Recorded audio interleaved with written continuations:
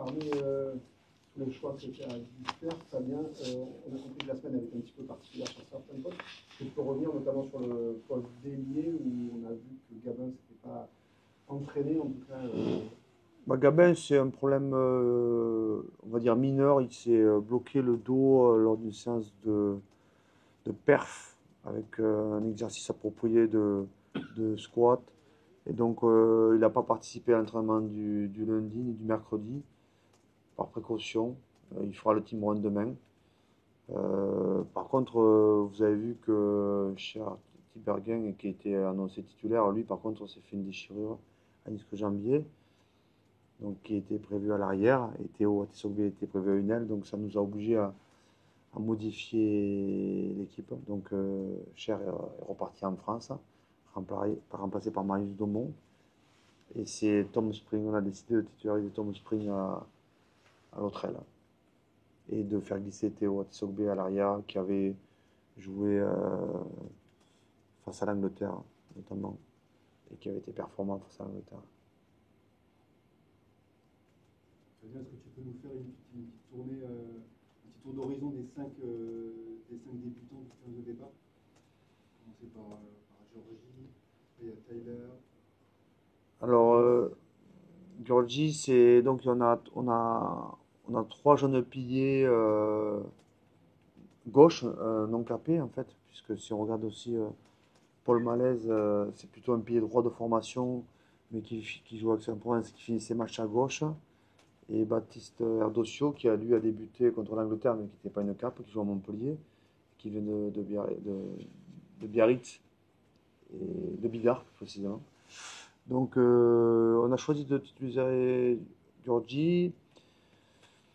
Bon, ça s'est joué à pas grand chose entre les profils des trois, mais il nous a semblé un peu plus près. Il me semblait mériter sur les entraînements, sur les performances à l'entraînement. Quand on a regardé un petit peu les profils des trois joueurs, lui, c'est un joueur qui est déjà venu avec nous en tournée en Argentine, qui avait joué face à l'Uruguay. Il a changé de club cette année, il a signé à Perpignan. Et voilà, dans la hiérarchie des piliers, après ceux qu'on n'a pas pris, ceux qui ne pouvaient pas venir, qui étaient blessés, mais on trouve intéressant de donner une chance à Georgie, ainsi qu'à Paul Malaise, parce que c'est quand même deux gauchers. On a composé le côté gauche à deux, sachant qu'on on va coacher comme on fait d'habitude très tôt, un 5 de devant. Ensuite, Tyler, donc lui, c'est ça, Tyler en suivant. Montpellier, Canada, passé par Narbonne aussi. Jeune joueur, hein, jeune joueur qui nous a donné satisfaction sur son premier match en Angleterre, même si on a senti qu'il était encore un peu tendu, un peu stressé par cette première apparition sur le maillot tricolore en sélection. On espère qu'il va pouvoir bien se relâcher et monter d'un cran son niveau de performance. Lorsque de retour de carton, on a pris un carton rouge 20 minutes, c'est lui qui est rentré à la place de Cameron et il semblait plus efficace sur le peu de temps qu'il a rejoué, avoir digéré un peu l'appréhension de la première cape ou le premier test parce que c'était pas une cape. Donc on reste sur la lignée en fait des 3 semaines, parce que ça fait 3 semaines de travail avec ces joueurs-là. Georgie qui nous a rejoint après le match de barrage, gagné par Perpignan. Paul Malaise qui nous a rejoint aussi. Et puis Tyler. Donc ils ont un vécu de 3 semaines avec nous. Donc on a préparé ce match depuis 3 semaines. Donc ils ont un avantage là-dessus. Et le dernier c'était Joris, c'est ça? Donc Alexandre, lui, c'est un joueur qu'on a vraiment, au début de notre mandat, en 2020, il est venu à Nice préparer les matchs. Il devait partir aussi en Australie. Il a eu un problème en Australie puisqu'il a eu un problème de passeport. Il n'a pas pu accéder à l'Australie. Il s'est arrêté à Dubaï. Il a fait demi-tour.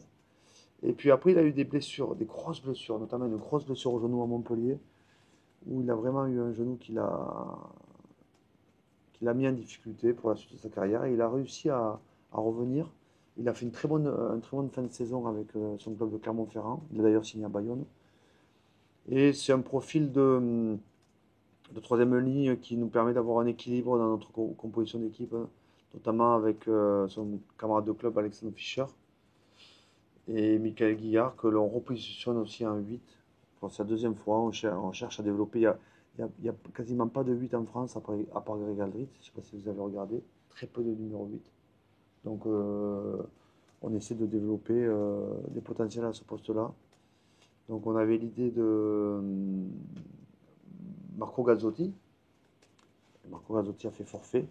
Donc, on redonne la chance à Mika qui s'en est bien sorti sur son premier match en Angleterre. Ensuite, si je glisse jusqu'à Joris. Joris, c'est sa troisième tournée avec nous. Australie, il n'a pas été capé. Argentine, il n'a pas été capé. Et il a fait une grosse saison avec Bayonne, demi-finale. Il a challengé quand même Camille Lopez euh, qui était là. Il a gagné sa place. Il avait fait encore une grosse saison avec Stade Français, demi-finale. Donc c'est un joueur qui enchaîne deux demi-finales dans deux clubs différents.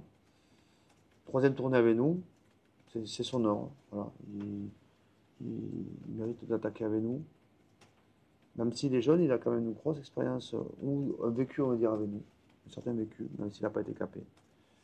Ensuite, Tom Spring. Alors lui, eh, au départ, il ne devait pas se faire fait de match, clairement. C'était Théo et Cher. Et bah, lui, c'est la très bonne saison aussi qu'il a fait avec Bayonne. Donc, arrière plutôt de formation. Arrivé sur le tard dans le monde professionnel parce qu'il a longtemps hésité. Autant son frère est vite parti dans le monde professionnel et qui joue au Racing aujourd'hui, Max, qu'on a d'ailleurs sélectionné au Japon et avec les Barbarians britanniques.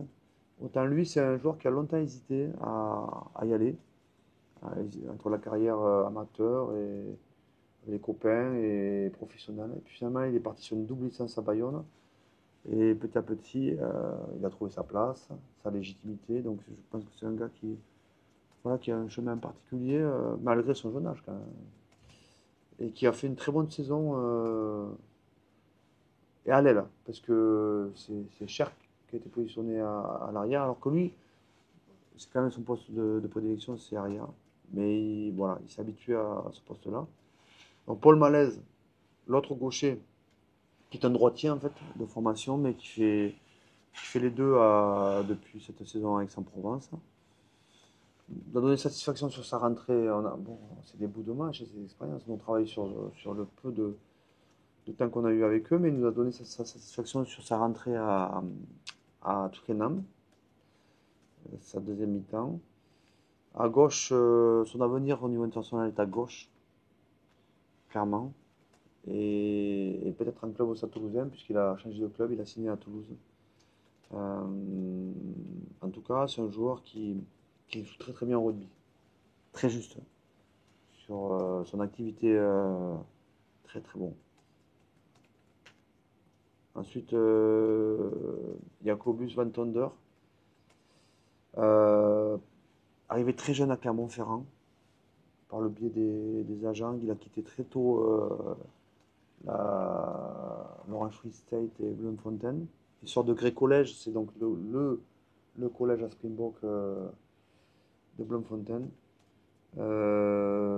Joueur souvent blessé, mais lorsqu'il n'est pas blessé, que ce soit Clermont-Ferrand ou à Perpignan, très très solide dans ses performances, capable d'être bon au sol comme dans les airs, très juste dans son travail, dans ses activités, et qui lui aussi a préparé ce match depuis 3 semaines. Donc, mis à part quelques modifications, on va dire, au poste de numéro 10, où on fait rentrer Joris et Antoine, qui est titulaire, passe en finisseur. Et le poste d'ailier, où on fait rentrer Tom, suite au forfait de Cher.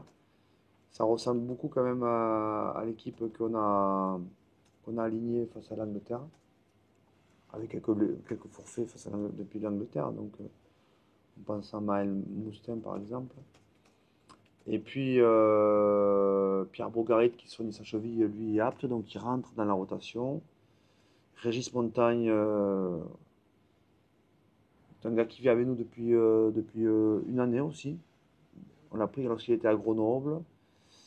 À Clermont-Ferrand, il s'est bonifié. Il a commencé la saison plutôt numéro 2 pour finir numéro 1. Il est venu avec nous quelques fois cet hiver et à l'automne. Il s'est blessé, il s'est blessé à l'épaule, à milieu de saison, ça l'a freiné. Il a eu un problème aussi pendant le tournoi de destination où il avait eu des vertiges avec problème à l'oreille interne, mais il a fait une très belle fin de saison. Il s'est vraiment transformé depuis qu'il est venu avec nous. Il a perdu 10 kilos. Il a fait un travail spécifique. C'est un gars qui est déterminé. Donc voilà, il mérite sa place dans les finisseurs. Ensuite, Cameron, lui, il n'a fait que 2 minutes, donc on va essayer de lui redonner l'opportunité de jouer plus. Et Baptiste Jonot, qui a fait 20 minutes, on a coché 20 minutes Baptiste, et qui a fait une très bonne rentrée, très très bonne rentrée face à l'Angleterre. Très très bonne rentrée. Donc c'est vraiment un joueur à potentiel qui était déjà venu en tournée avec nous l'an dernier, qui avait joué face à l'Uruguay, qui était rentré en fin de test match en Argentine. Donc c'est vraiment des jeunes joueurs en développement qui, à mon avis, vont compter dans le futur. Et Antoine qui fait un très bon match en Angleterre, très juste, qui va nous couvrir tous les postes derrière, enfin avec des articulations, des aménagements bien sûr, mais lui peut jouer en 10 et en 15 et puis il bute sur une bonne dynamique. Voilà. Voilà pour la présentation de l'équipe après les nouveaux joueurs. Je ne sais pas si j'ai été complet. Très bien. Quand on passe du tournoi destination vainqueur à cette tournée en Nouvelle-Zélande avec une équipe aussi peu expérimentée, tu dirais que c'est quoi? C'est un grand saut dans le vide ou un énorme défi pour eux? Ouais, pour nous, c'est un challenge qu'on a relevé depuis 6 ans. C'est-à-dire qu'on doit fermer, fermer l'épisode de la saison régulière. Nous, la saison régulière, pour nous, elle s'arrête à fin mars. Et dès fin mars, on se met à chercher à composer avec des potentiels. Une équipe qui partira en tournée. On peut l'appeler comme on veut, c'est l'équipe de France, mais les contraintes liées au calendrier top 14 associé à la Coupe d'Europe et associé au tournée de novembre et tournoi destination ne laisse pas la place à, à autre chose que reconstruire une équipe pour la tournée d'été. Donc, si je dois qualifier le challenge qu'a relevé cette équipe, ces joueurs, c'est ce que je leur ai dit avant qu'ils nous rejoignent, c'est le défi semble impossible à réaliser. Le défi semble impossible à réaliser. Est-ce que tu en es? Et donc tous, ils ont dit oui. Parce qu'on leur a tous posé la question. Il y en a qui ont préféré rester en France et on comprend bien, vu la saison qu'ils ont passée. Ils étaient disponibles, mais tous ceux-là ont dit oui. Tu comprends la polémique avec la presse néo-zélandaise qui parle de manque de respect? Je comprends très bien.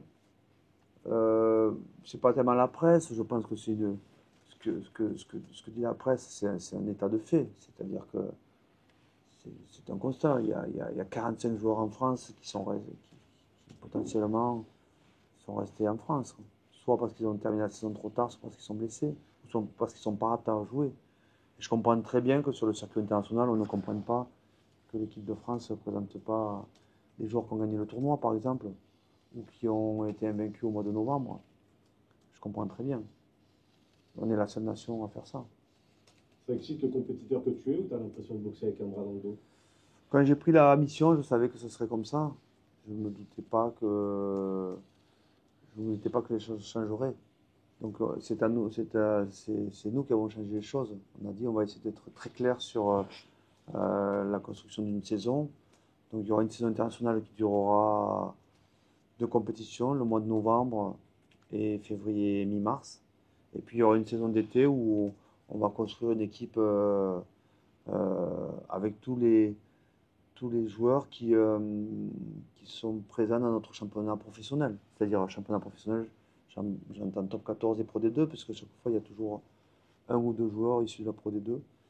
Donc, on puise dans le vivier pour essayer de construire une équipe compétitive. Jusqu'à présent, ça a commencé en fait à l'Automne Cup. Je ne sais pas si vous vous souvenez, quand il y a eu le Covid, on a eu le droit d'aligner la meilleure équipe que 2 feuilles de match. Donc on a joué le Pays de Galles et l'Irlande pour finir le tournoi. On a fini premier ex-aequo, battu au goal average par l'Angleterre sur la première année.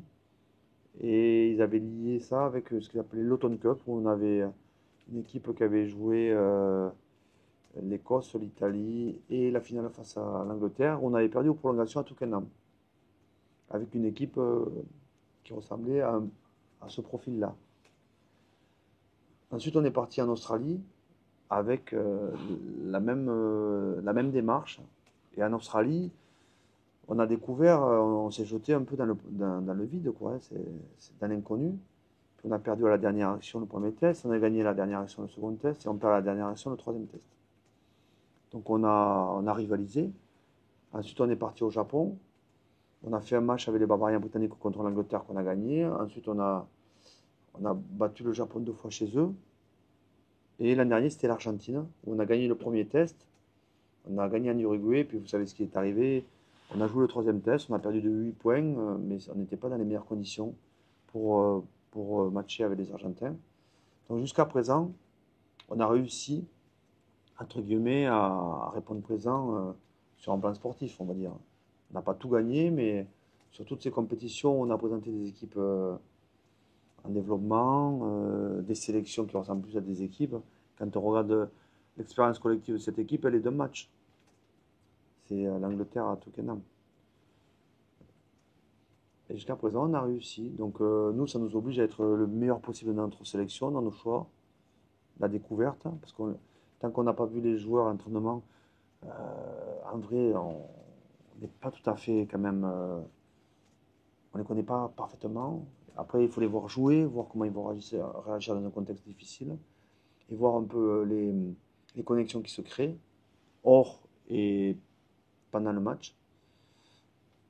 Donc pour nous, c'est un, on va dire, c'est un projet de compétences en termes de méthodologie, pédagogie, apprentissage, faire vite, aller à l'essentiel, rendre compétitif une équipe. Pour le moment, ça fait 6 ans qu'on y arrive. Là, le défi semble encore impossible. Après le tournoi, il y avait des déclarations spontanées de certains de tes joueurs cadres pour venir. Qu'est-ce qui s'est passé? Pourquoi finalement? Il s'est passé 15 matchs entre le tournoi. Tu savais qu'il y aurait des matchs. Ouais, mais entre quand tu vis 8 semaines comme on vit ensemble, euh, et puis que après tu te dis au revoir et que la réalité te rattrape, la réalité de leur championnat, la réalité de leurs objectifs en club, il s'est passé 15 week-ends. C'est-à-dire que quand on sort du tournoi, ils sont à peu près donc au maximum à 8 matchs internationaux, c'est-à-dire novembre et le tournoi. Donc c'est vrai qu'ils sortent d'une période où ils gagnent la tournée de novembre, ils gagnent le tournoi. Et c'est vrai que c'est une équipe, quoi. On sent vraiment qu'on a. Puis après, ils repartent en club, et en club, il faut se qualifier pour les phases finales du championnat, il faut se qualifier pour les phases finales de Coupe d'Europe, il faut gagner. Et donc là, l'enchaînement fait que nous, comme on suit le nombre de feuilles de match, le nombre de minutes jouées, on a même aujourd'hui, maintenant, avec les protègents connectés, on a aussi les contacts. Donc on se rend compte que la réalité les rattrape, quoi. Et pourtant, moi, jusqu'à une semaine avant l'annonce de la sélection, j'étais en contact avec eux, et ils avaient la possibilité de dire oui. Mais voilà, ils ont préféré prendre une décision plus sage et se régénérer pendant 2 mois. Se régénérer, puis se préparer à nouveau, parce qu'ils n'ont pas le temps pendant la saison. Ils ne se régénèrent pas, ils ne se préparent pas, ils jouent, ils enchaînent. Là, on mentionne que ils ont 8 semaines, s'ils étaient partis en tournée, ils auraient ces 8 semaines aussi. Ouais.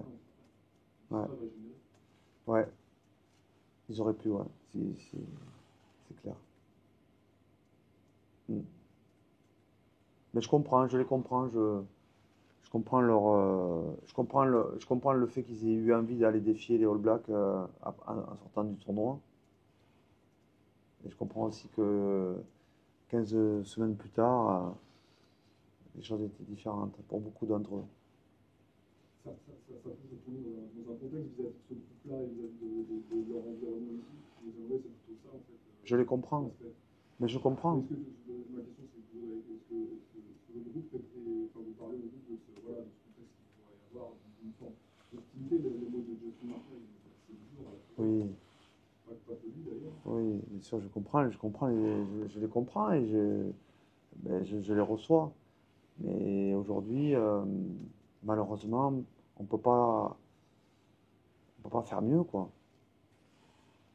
Peut-être un jour, les choses changeront et qu'ils auront la chance de voir en tournée, entre guillemets. Mais je dois respecter d'abord les gars qui sont là et qui entendent ce qu'on dit d'eux, en fait.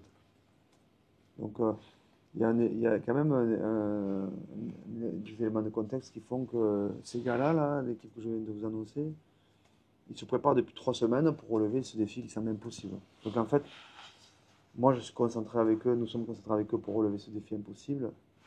Et puis il y a ce qui se dit et je peux pas être en désaccord avec Justin ou tous les joueurs, tous les chroniqueurs, en fait, les anciens All Blacks qui, euh, qui jugent, qui jugent l'équipe de France. On peut pas être.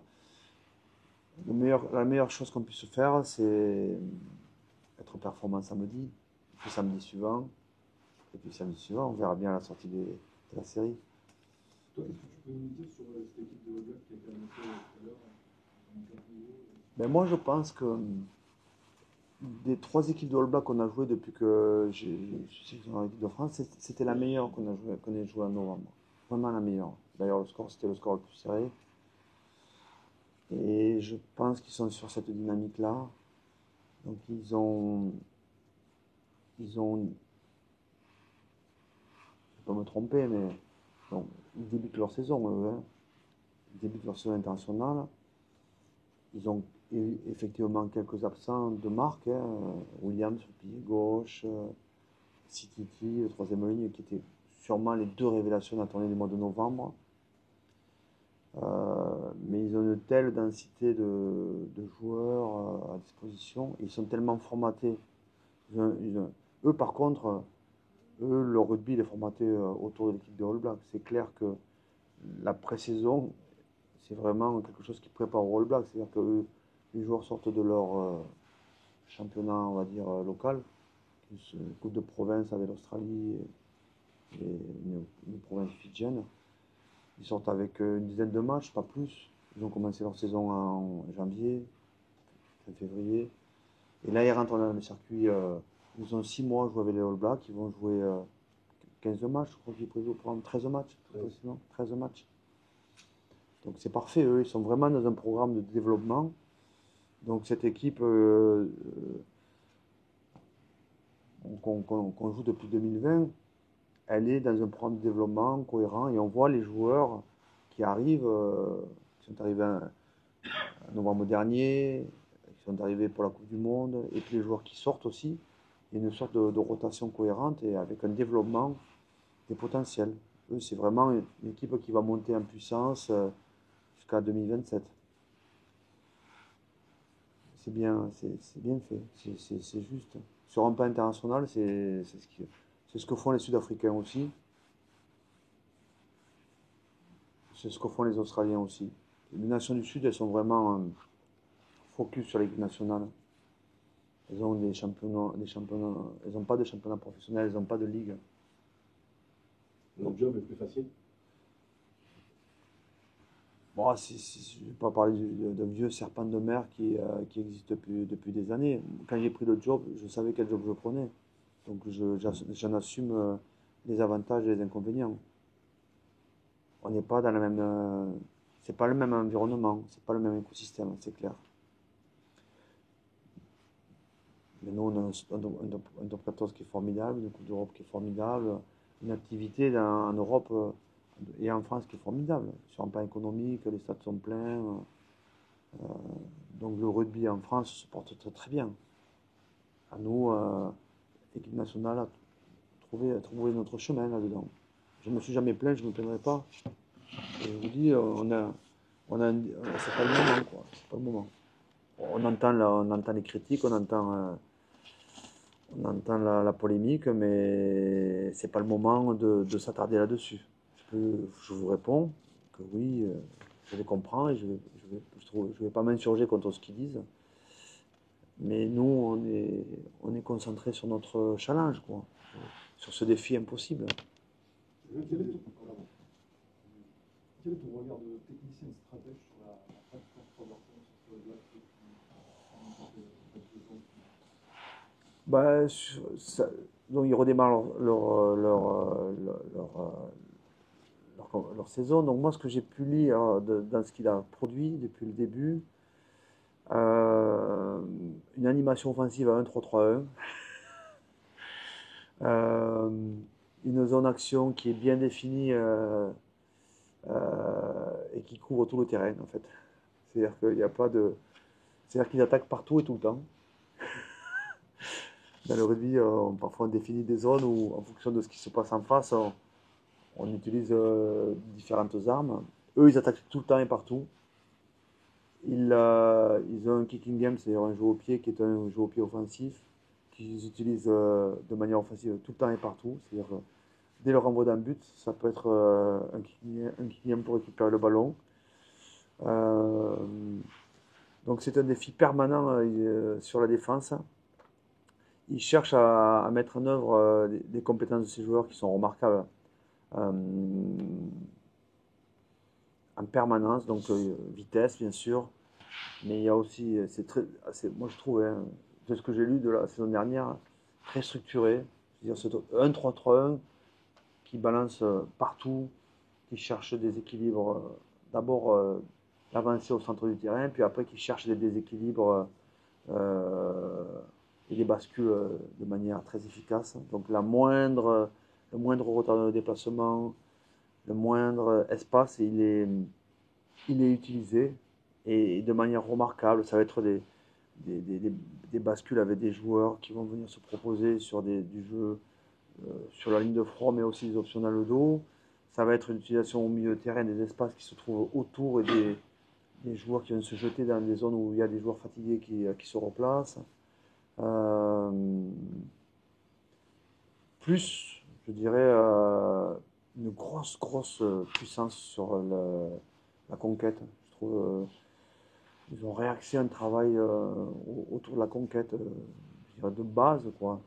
Grosse mêlée. Donc, par exemple, en Irlande, ils gagnent le test match là-bas sur la mêlée. Sur la fin de match, ils gagnent les 3 dernières mêlées en Irlande. Pas que sur ça, mais la mêlée vient en appui de tout ce qu'ils avaient fait en amont. En Angleterre, la mêlée vient en appui de tout ce qu'ils avaient fait en amont. Donc ils sont capables de finir les matchs avec leur conquête, notamment la mêlée. Et puis des joueurs de classe mondiale. Will Jordan, c'est un joueur de classe mondiale. Ioane, c'est un joueur de classe mondiale. Les frères Barrett, le demi-mêlée,